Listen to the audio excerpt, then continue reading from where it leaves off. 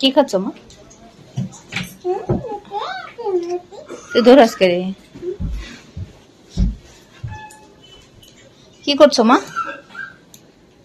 মাকে একটু দেবে? মাকে একটু দেবে? লাগবে না, খেয়ে নাও। মা বাজারে যায়। হ্যাঁ, আজকে অনেক দেরি হয়ে গেছে, 11টা বেজে গেছে। কালকে এই সময় মা রান্না হয়ে গিয়েছিল, ঠিক না মা?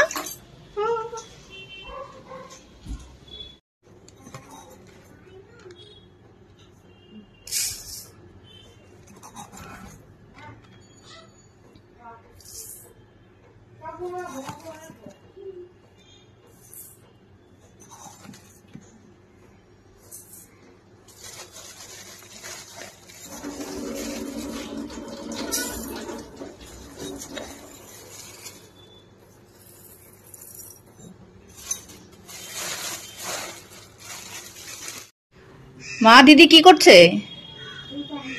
হ্যাঁ, কি করছে মা? চুল বেঁধে দিচ্ছে? তোমাকে দেখাবো না? কেন? ভয় লাগে? কেন কেন কেন ভয় লাগে?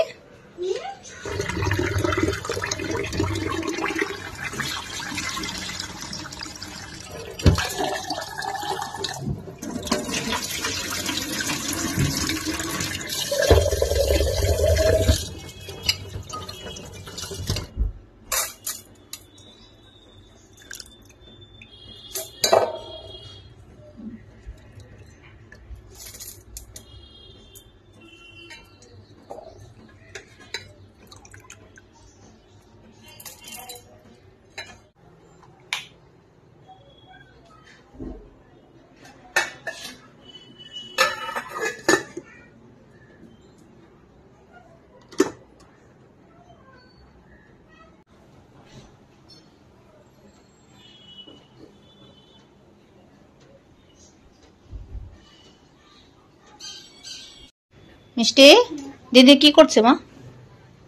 দিদি কি করছে সেটা বলো আগে। দুষ্টামি নেই, শুধু মার কাছে জিনিস একদম ধরবে না। দিদি তোমার জন্য কি বানাচ্ছে মা? তোমার জন্য কি বানাচ্ছে? হ্যাঁ, এগুলি রাখি বানাচ্ছে, বুঝলে? তোমার স্কুলে বলে দিয়েছে যে মঙ্গলবার দিন তোমাকে দুটো রাখি নিয়ে যেতে হবে বানিয়ে, ঠিক আছে? দিদি সেটাই তোমাকে বানিয়ে দিচ্ছে, বুঝলে? কি বানাচ্ছে এগুলি? দুটো রাখি বলেছে বানিয়ে নিতে, সেটাই বানাচ্ছে। এটা এটা ছোট হয়ে গেছে বলে এটা আর একটা দিদি বড় করে কাটলো। বানাবে যখন দিদি তখন দেখতে পারবে। না, ফেলে দিতে নেই, রেখে দাও।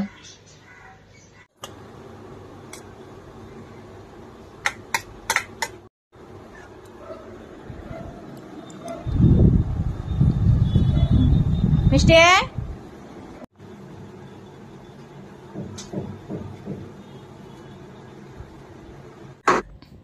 তো দেখো, আমি তোমাদের বলেছিলাম যে আমার মেশিনটা খারাপ হয়ে গিয়েছিল, আর ময়দানে আমি অনেক খোঁজাখুঁজি করেছি কিন্তু লোক পাইনি যে এই মেশিনটা ঠিক করতে পারবে।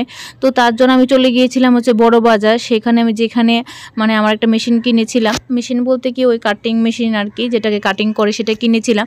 সেখানে গিয়ে বলেছিলাম, পরে ওরা বললো যে এখানে লোক আছে। তো এরকম খুঁজতে খুঁজতে গেলাম, ওরা বললো মেশিন নিয়ে যেতে, কিন্তু আমার দ্বারা তো সম্ভব না মেশিনটা নিয়ে যাওয়া।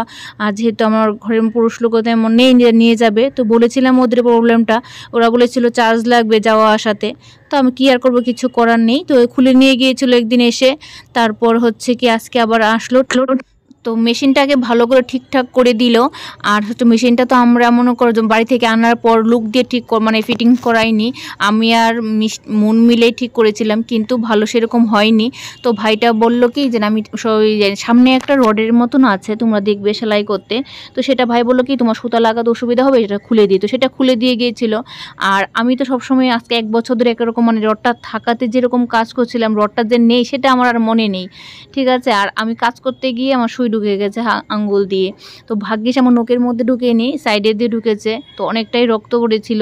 তারপর আমাদের আবার আছে যে হাত কাটলাম, মেশিনের তেলটাই আবার দিয়ে দিয়েছিলাম, কিন্তু ব্লাড অনেকটাই বেরিয়েছে। এখন তোমরা দেখতে পাও না, সেটা দেখাইনি তোমাদের, শুধু খালি যেটা কাপড়ের মধ্যে আছে, কাপড়টাও 2-3 বার চেঞ্জ করে নিয়েছি। তো চলো আজকে ভিডিওটা আমি আর বেশি বড় করি না। মেশিনটা ভালো হয়ে গেছে, এটাই হচ্ছে বড় কথা, কারণ আমার কাজ করা খুবই প্রয়োজন। তোমরা সবাই ভালো থেকো, সুস্থ থেকো। আজকে ভিডিওটা আমি এখানেই শেষ করছি। চলো বাই, টাটা।